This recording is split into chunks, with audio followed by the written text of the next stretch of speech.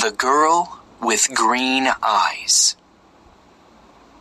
Greg is a porter at the Shepton Hotel in New York. After work, he always goes for a coffee across the street. A girl is sitting in the coffee shop near the window. It's her again, thinks Greg. She's here every afternoon. I'm going to say hello. Greg goes into the coffee shop and gets a coffee. Then he goes across to the girl's table. "Hi," he says. "I'm Greg. Can I sit with you?" "Okay," she says. "I'm Cassie." "I come here for a coffee every day after work," says Greg. "I'm a porter at the Shepton Hotel." He smiles. "You have beautiful green eyes." "Have I?" she says. She doesn't smile. "Is something wrong, Cassie?" he asks. "You don't look very happy." It's nothing," she says. "Tell me," says Greg. "Maybe I can help." "Well," she begins. "Go on," says Greg. "My stepfather is staying at the Shepton Hotel," she says. "He has my sketchbooks. I'm an artist. When I ask him to give them to me, he says, 'No, I want you to come back home to Boston.' But I don't want to go back to Boston. He's not nice." "How long is he going to be at the hotel?" asks Greg. 2 more days, says Cassie. He's in room 724. "Maybe I can get the sketchbooks for you," says Greg. "Maybe I can get into his room." "Can you?" she says. "Meet me here tomorrow afternoon at 4:30, says Greg. "Okay, thank you," says Cassie. "Thank you very much." She looks at her watch. "I've got to go now. See you tomorrow." When Cassie gets back to her hotel room, she makes a telephone call. "Hello?" she says. "It's me." "It's okay. The boy's going to do it." "Yes, I'm going to get them from him tomorrow afternoon." "Okay, I can meet you there the morning after, at 10 a.m. Don't forget to bring the money, $2,000. Next morning, Greg arrives at work early. He goes to find room 724. I have to wait for Cassie's stepfather to go out, he thinks. I don't know his name, but it doesn't matter. Greg watches the door of room 724. he sees the girl come to clean the rooms. Some minutes later, a man comes out of room 724. That must be Cassie's stepfather, thinks Greg. He waits for the man to leave and for the cleaning girl to go into room 724. I need to look in the room, he thinks. Greg waits for the girl to leave the bedroom. Then he goes into the room and begins to look for the sketchbooks. I must be quick, he thinks. Where are they? Suddenly, Greg sees the sketchbooks by the bed. Got them, he thinks. He begins to look at the pictures. Wow! Cassie is a great artist. These are good. Greg is leaving the room when he hears the cleaning girl call out to him. Hey, she says. What are you doing? Come back. Greg does not stop. Greg finishes work that afternoon and leaves the hotel through a door in the next street. When he gets near the front of the hotel, he sees the man from room 724. That's him again, thinks Greg. That's Cassie's stepfather. Greg waits for the man to go into the hotel. Then he goes to the coffee shop. Cassie is at the same table in the coffee shop. Greg gets a coffee and goes to sit with her. I have them, he says, and he puts the sketchbooks on the table. That's great, says Cassie. How can I thank you, Greg? You can meet me later, he says, after I go home and change out of my porter's uniform. I'm sorry, Greg, says Cassie. I can't tonight. Maybe tomorrow night. Okay, says Greg. Tomorrow night. We can get something to eat first. Yes, okay, says Cassie. I have to go now, but meet me here tomorrow evening at 6 o'clock. Cassie gets up, ready to leave. Don't forget your key, says Greg. Oh, thanks, says Cassie. She takes it from him quickly. See you tomorrow. Greg is finishing his coffee when he sees his friend, Mike. You're in trouble, Greg, says Mike. Jake Russo's sketchbooks are not in his room. Room 724. And there are CCTV pictures of you coming from that room. Who is Jake Russo? Asks Greg. Suddenly, he's not feeling very well. An artist, says Mike.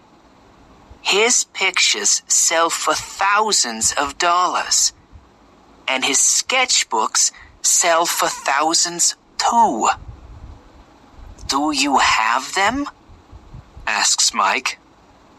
No, a girl has them, says Greg. What girl? Asks Mike. A girl with green eyes, says Greg. And he tells Mike about Cassie and her stepfather. But it's not true, says Mike when Greg finishes speaking. Jake Russo doesn't have a wife or a stepdaughter. You have to find that girl and get the sketchbooks, Greg. And you have to do it before the police find you. Greg walks home to his one-room apartment. How am I going to find her? He thinks. She has Jake Russo's sketchbooks now, so she's not going to meet me again. Is she going to sell them for a lot of money? There is a police car in the street, next to Greg's apartment. Oh no, he thinks. They're waiting for me. I can't get into my apartment now.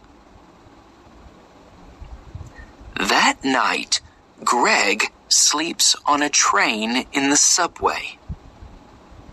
But early the next morning, "Hey, you," says a man. He's the subway cleaner. "Get up. You can't sleep here all day." "Sorry," says Greg. People are arriving to get their trains now.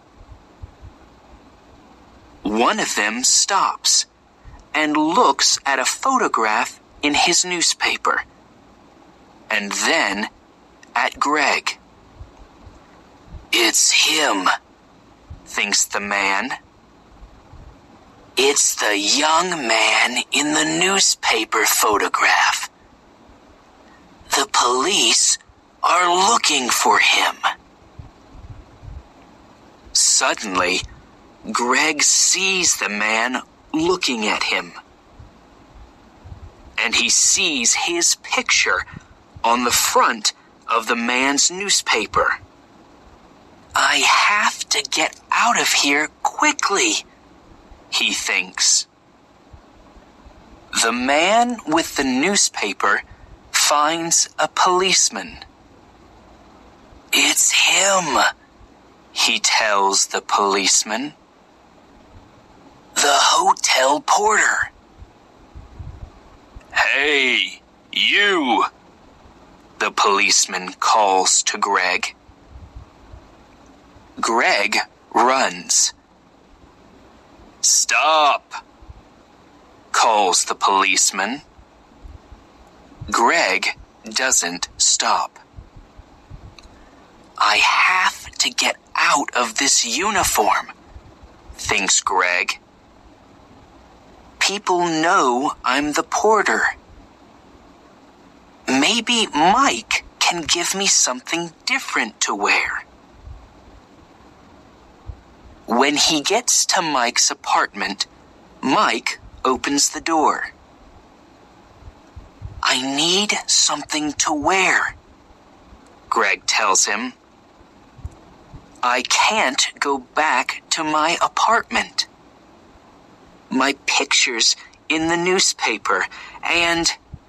Yes, I know, says Mike. It's okay. Come in. Where's the girl?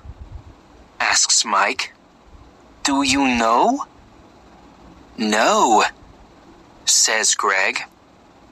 "What can you remember about her?" says Mike. "There must be something to help you find her." "Yes," Greg says suddenly. "Her key. A key to a room in the Dolphin Hotel. It's a small, cheap hotel near 42nd Street. She must be staying there." "What's the time?" "Nearly 9 o'clock, says Mike. "Maybe she's there now," says Greg. "I have to go." "Thanks, Mike." 20 minutes later, Greg is near the Dolphin Hotel. "Am I too late?" he thinks. Suddenly, Greg sees Cassie come out of the hotel. "Cassie!" he calls. "Wait! I have to talk to you." Cassie sees him, but she doesn't stop. There is a car waiting for her. She says something to the driver and gets into it quickly. "Oh no," says Greg. "Pier 83, says an old man in the street. Greg looks at him. "What?" "The girl is going to Pier 83, West 42nd Street, for the Circle Line boat," says the old man. Greg smiles. "Thanks," he says. And he begins to run. Greg runs all the way to Pier 83. People are getting on to the boat, and he gets a ticket. On the boat, Greg looks for Cassie. But a woman with a newspaper is looking at him. "It's the young man in the picture," she tells the man with her. "Call the police, Eddie." The man gets his phone and calls the police. Some time later, Greg sees Cassie. She is talking to a man. But Greg does not see two policemen get on the boat. They quickly find Greg. "Where are Jake Russo's sketchbooks?" the first policeman asks him. "I don't have them," says Greg. "You don't want me. You want her. She has the sketchbooks." "Hey, look. He's right," says the second policeman. The two policemen move quickly to Cassie and the man. "I don't understand," says Cassie. "How?" "The two of you are coming with us," says one of the policemen. "You're in trouble." Later, Greg and a policeman take the sketchbooks back to the hotel. Jake Russo is very happy to see them again. "I'm sorry, Mr. Russo," says Greg, and tells him everything. "It's okay," says the artist, smiling. "But stay away from girls with beautiful green eyes."